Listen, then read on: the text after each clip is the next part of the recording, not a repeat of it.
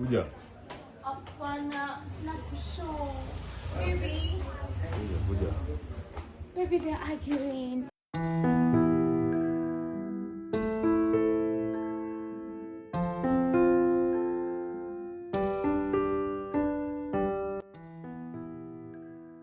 Hirya no hino ku isi habarizwa ibihumbi niba atari amamiliyoni by'amadini atandukanye afite imyemerere itandukanye bitewe n'imyumvire y'abayashinze. Muri ayo madini yose hari irimaze imyaka 50 gusa ribayeho, idini rya Satani. Ushobora kutabyemera neza kuko mu Rwanda ntarihabarizwa, ariko mu mwaka wa 2016 yigeze gusaba gukorera mu Rwanda, ariko uko byarangiye ntawe ubizi. Gusa ubwo ritahakorera birumvikana ko nyine ritemewe.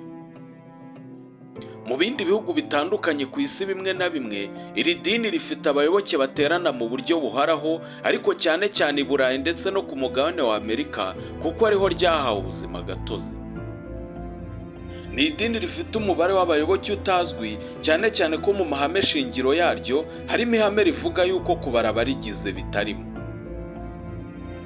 Ni idini kandi rigizwe ahanini n'abagiye bacibwa mu zindi nsengero zitandukanye bitewe n'imyitwarire ndetse n'imigirire yabo, harimo nk'abaryamana bahuje ibitsina, abagizi ba nabi, abasambanyi ndetse n'abandi batandukanye, harimo abakora ubupfumu n'ubukonikoni.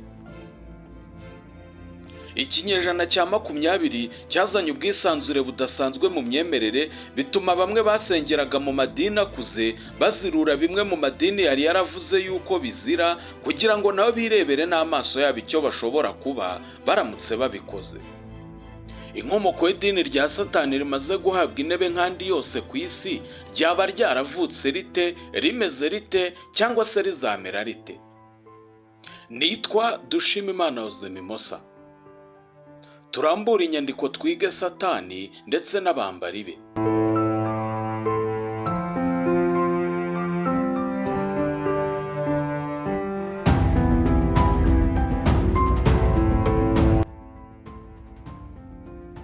Kimwe n'andi madini yose ku isi, ubu bimwe mu bihugu byo ku isi byamaze guha ubuzima gatozi idini rishya risingiza ibikorwa n'imico bya Satani, ndetse abayoboke baryo bemerewe gukora ibikorwa byabo ku mugaragaro. Mu madini yose yo ku isi afite ikiremwa cy'umwijima agaragaza nk'aho intego yacyo ari ugutambamira ibyiza abayoboke baryo bagambirira, ndetse kikaba cyabakura mu nzira biyemeje yo kugana ku cyiza. Ku bakristo, iki kiremwa cy'umwijima nicyo bita Satani cyangwa se Lusuferi. Bibiliya nk'igitabo cyifashishwa cyane n'abakristo mu kwigisha cyangwa se kumenya ibijyanye n'ijambo ry'Imana, ivuga ko Satani imbere yari umumarayika, ariko aza kwigomeka ashaka ko abari mu isi bamusenga aho gusenga Imana. Iki kiremwa ngo ni Satani utagira ngo kiroroshye, kuko cyarwanya intambara y'inkundura n'Imana, ndetse n'ubu ngubu ruracyambikanye hagati y'Imana na Satani. Uyu Satani kandi Bibiliya ivuga yuko ari umumarayika utwikira, kandi ubwo bavuze umumarayika utwikira bivuga ko nta wundi mumarayika wari umuri hejuru, yari afite ububasha kuri buri mumarayika wese wari uri mu ijuru. Yari anafite ubuhanga butangaje mu kuririmba, kuko yaririmbiraga amajwi 7 yose icyarimwe, amwe muri korari aririmbwa n'abantu 7, 1, 2, 3, 4, 5, 6, 7, Satani yasohoreraga rimwe mu kanwa kamwe. Igitabo cy'Ibyahishuwe kivuga ko Satani nyuma y'ubu bwigomeke bwe yaciwe mu ijuru ndetse yoherezwa mu isi, aho abatamwemera barimo baratsinsurana nawe, abamwemera nyine bakamusenga. Icyo gitabo kiragira kiti, icyo kiyoka kinini kijugunywa hasi mu isi, nicyo ya nzoka ya kera yitwa Satani usebanya, ari nacyo kiyobya isi yose ituwe. Nuko kijugunywa ku isi, abamarayika bacyo nabo bajugunywana nacyo. Uyu Satani mu idini rya Isilamu niwe witwa Shayitani cyangwa se Ibilisi, kandi kimwe n'abakristo bose, abayisilamu nabo bavuga ko uyu Shayitani cyangwa Ibilisi yigometse ku Mana ikamwirukana mu ijuru. Ku babudisite bo uyu satani bamwita Mara wigeze kuyobya Buda ashaka kumukura mu nzira iganisha ku bwenge. Iyo tuvuze ababudisite ni abantu bashingira imyemerere yabo ku ijambo ryitwa meditation. Iyo tuvuze meditation mu rurimi rw'igifaransa ni ukwicara hamwe cyangwa ugahagarara hamwe ukirinda icyakurogoya cyose, ubundi ugashyira ibitekerezo ku murongo ukagira icyo ubibyazamo kizima. Buda ni uwashinze iryo dini ririmo ababudisite. Aba tuzabavugaho ubutaha kuko nabo baratangaje. Nubwo abayoboke b'amadini atandukanye bagerageza kugendera kure y'iki kiremwa cy'umwijima n'ibikorwa byacyo, ubu hari abantu bagaragaje ko banyuranyije n'iyi myemerere, bo bahitamo kugisingiza no kugendera ku byo gishaka. Mu kinyejana cya 19 nibwo muri Leta Zunze Ubumwe za Amerika abantu bamwe basengaga satani beruye batangiye kwerekana ko bafite imyemerere yo gusingiza ibikorwa n'imico bye, bityo bavuga ko batabona satani nk'ikibi, ahubwo ko bamubona nk'uwabohoye abantu, umurinzi cyangwa se umwuka uyobora ku kujijuka. Uwamenyekanye cyane muri ibi bikorwa ni Anthony LaVey, wari waratangije ishuri ryigisha ubufindo gusa kwa 30 Mata 1966 riza guhinduka urusengero rwa satani, maze LaVey waritangije atazirwa papa wirabura. Nyuma yo gushingura urusengero mu 1969, LaVey yashyize hanze Bibiliya ya Satani ikubiyemo amasomo y'ubufindo, imirimo y'umwijima ndetse n'inyigisho zirwanya Kirisitu.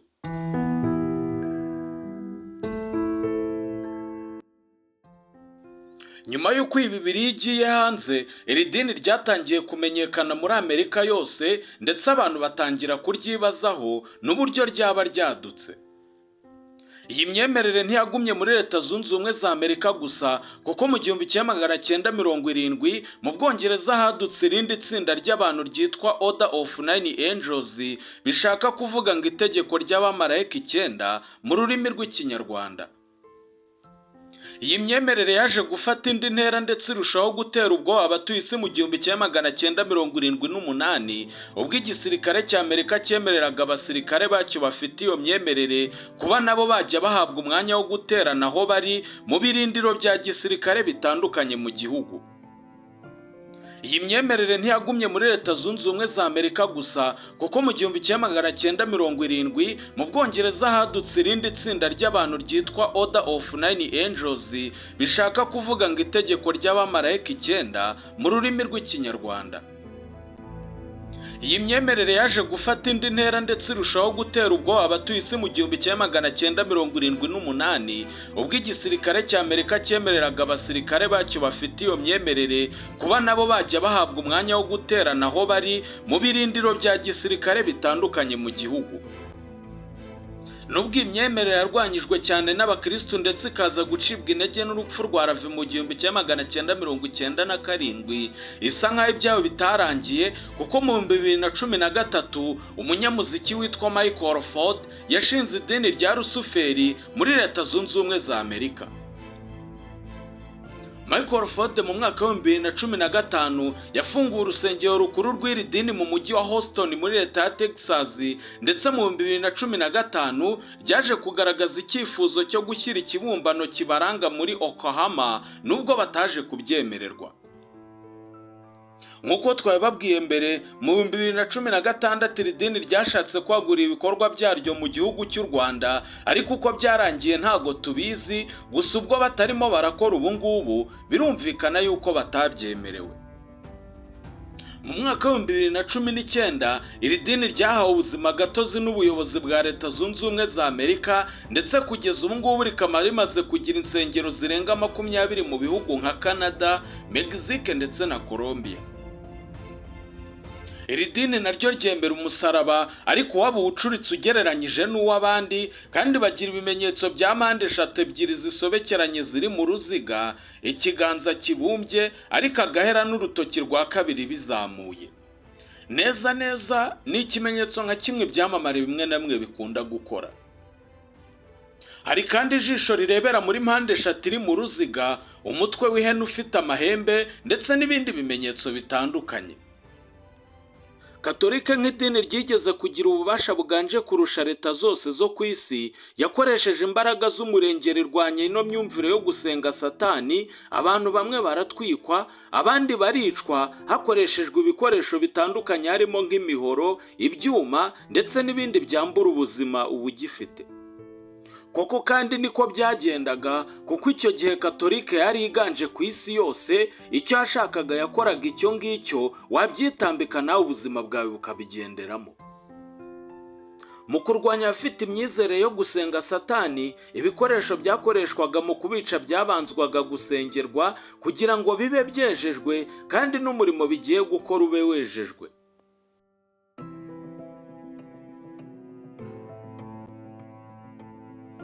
Iri dini rya Satani kandi rifite amahame shingiro agera kuri 11, rikagira n'ibice bibiri nk'uko tuzabigarukaho ubutaha. Turimo turabasobanurira n'ayo mahame yaryo.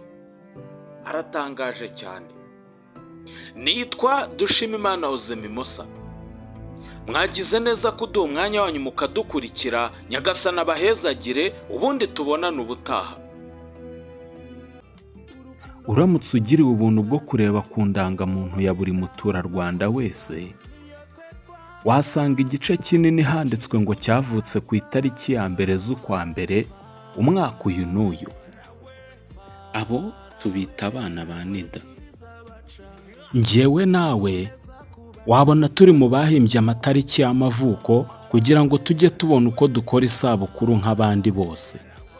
Impamvu nyamukuru y'ibyo byose tuvuze ikubiye mu nteruro imwe gusa. Nta foto, nta video, yewe nta bubiko bwiza bwabyo, nta cyabaye. Waba wifuza aba MC b'abahanga, abatahira bamize umuco bunguri, abatetsi se babizobereyemo, amafoto na video bikoranywe ubuhanga ndetse n'ibyuma bikodeshwa, bande, itorero basusurukiriza ibirori, ibyo byose muri Asimilado Company tubikizeho. Kuri babandi baba hanze cyangwa baba bafite umwanya mutoya, tubategurira ibirori byanyu byose, mwebwe mukazaza muje kubyitabira gusa. Dore ibyiza byo gukorana natwe. Igiciro kirahendutse cyane. Iyo turangiye ikiraka tuguha 7.5% byo twumvikanye n'umukiriya. Tukuzanira icyamamare icyo ari cyo cyose wifuza mu birori byawe. Bitewe n'ingano y'ibiraka waduhaye, tukongeza kugukorera indirimbo mu buryo bw'amajwi na video ku buntu, uzatunguza umukunzi wawe ku munsi wanyu. Ibyo kandi biherekejwe no kuba dufite ububiko bwizewe, mu myaka iyo ari yo yose washaka kongera kubona ibirori byawe wabibona. Mutugane kandi mutuvugishe kuri izo nimero mureba kuri screen yanyu.